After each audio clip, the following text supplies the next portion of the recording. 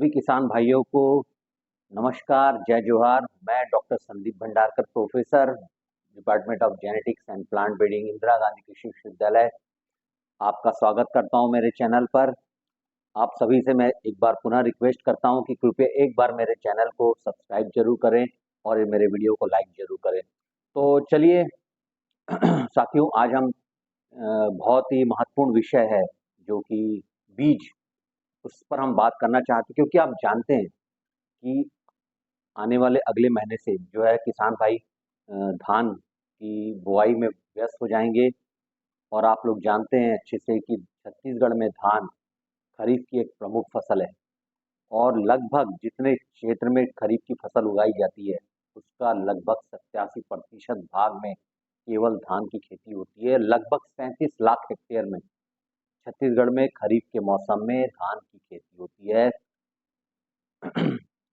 कुछ जगह पर जहाँ पे जो है इसको पडलिंग के द्वारा भी, रोपा पद्धति से भी बोया जाता है। आजकल सीधी बुआई के द्वारा भी इसकी जो है बुआई की जा रही है। किसान भाई इसको उगा रहे हैं और क्योंकि पिछले कई वर्षों से जो है धान का समर्थन मूल्य और बोनस काफी अच्छा मिल रहा है, तो किसान भाइयों का रुझान ज्यादा से ज्यादा उत्पादन लेने की तरफ भी बढ़ा है। और ऐसे में क्योंकि मैं कृषि विषय का एक सब्जेक्ट पढ़ाता भी हूँ, तो मैं अक्सर छात्रों से भी पूछता हूँ और कई बार मैं जो है किसान भाइयों से भी पूछता हूँ कि बीज और अनाज में अंतर क्या होता है। तो अक्सर जो है छात्र भी वही बोलते हैं कि जिसको हम खाते हैं वो अनाज होता है और जिसको बो देते हैं हम उसको बीज होता है। लेकिन मैं आज जो है वैज्ञानिक तथ्यों पर बात करूंगा कि बीज और अनाज, इसका जो है अंतर करना बहुत आवश्यक है। क्योंकि और मैं जो भी आपको जानकारी देना चाहता हूँ बहुत ही सामान्य सिंपल तरीके से मैं आपको बताना चाहूँगा कि बीज और अनाज में अंतर करना बहुत ज़रूरी होता है।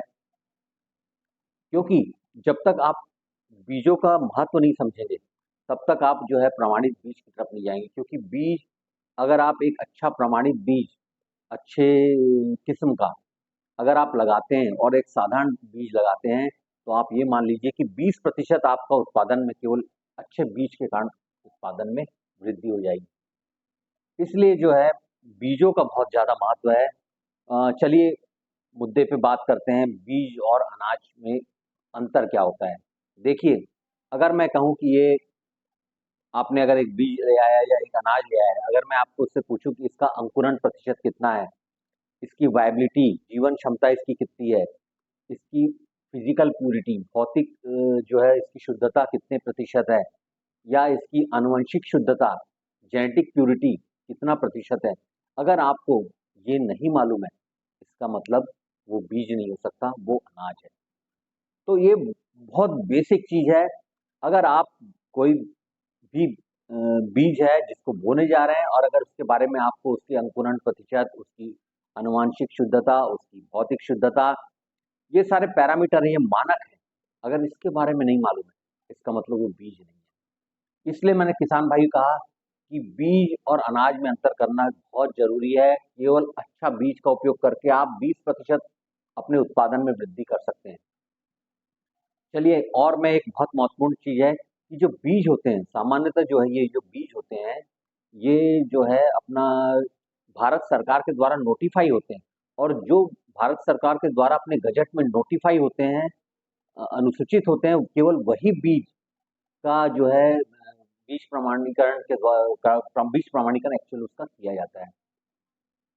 तो मैं यही कहूंगा किसान भाइयों से कि सबसे पहले ये अभी बहुत महत्वपूर्ण समय है। 15 मई का समय है, आज 19 मई हो गई है। तो किसान भाइयों से मैं सबसे पहले यही निवेदन करूंगा कि वो जल्द से जल्द इंदिरा गांधी कृषि विश्वविद्यालय के प्रक्षेत्रों से अपने बीज को आज ही बुक करा लें, उठा लें। अथवा जो है अपना बीज निगम के भी बहुत समितियां हैं, वहाँ पे अपने जो आप जहाँ भी रहते हैं, अपने गांव में जहाँ भी उनका बीज सोसाइटियां हैं, समितियां हैं, वहाँ आप संपर्क करें और जो बीज आपको जरूरत है केवल उसी का बीज लें। ये नहीं कि आप लेना चाहते हैं 130 दिन की वैरायटी लग आप उगाना चाहते हैं और सोसाइटी में गए और उसने बोल दिया कि नहीं MTU 10-10 115 दिन की वैरायटी ले लो, तो मिल रही है इसलिए ले लूं, ऐसा कभी ना करें। इसलिए मैं कह रहा हूँ कि समय से पूर्व, अभी बहुत अच्छा समय है, आप लोग के पास पूरा समय है, अभी जाके आप जो है अपनी चॉइस का, अपनी जो आपकी इच्छा है, आपको जो लगाना है, अपनी पसंद का बीज आप लगा सकते हैं। लेकिन फिर मैं एक बार बोल रहा हूँ कि प्रमाणित बीजों का ही उपयोग करें। केवल प्रमाणित बीज का उपयोग करके ही आप 15 से 20% अपने उत्पादन में वृद्धि कर सकते हैं, याद रखना किसान भाइयों। तो चलते हैं आगे।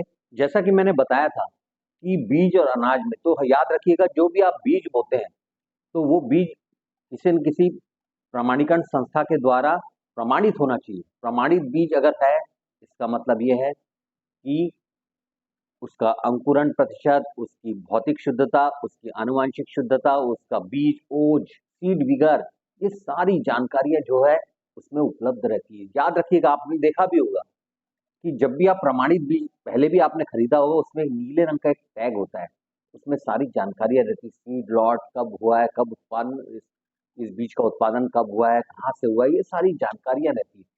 और मैं अपने अगले वीडियो में आपको इस बारे में भी बताऊंगा कि किस प्रकार से आपको धान की किस्मों का चयन करना है। ये नहीं कि आप चले गए और आपको जो उसने दे दिया आपने उसको लगा दिया। आप पहले अपनी परिस्थिति के, अपनी खेत की परिस्थिति के आधार पर बीजों का चयन करें। ये मैं अपने अगले वीडियो में बताऊंगा। आप मेरे चैनल को सब्सक्राइब जरूर कर लीजिएगा और मेरे वीडियो को लाइक जरूर करिएगा। मैं आपको ऐसे ही रोज बहुत अच्छी अच्छी जानकारियां दूंगा। अभी आने वाले समय में, अभी मैं नेक्स्ट वीडियो में आपको बीजों का, कौन कौन सी धान की अच्छी किस्में हैं, उसके बारे में भी आपको बहुत डिटेल में बताना चाहता हूँ।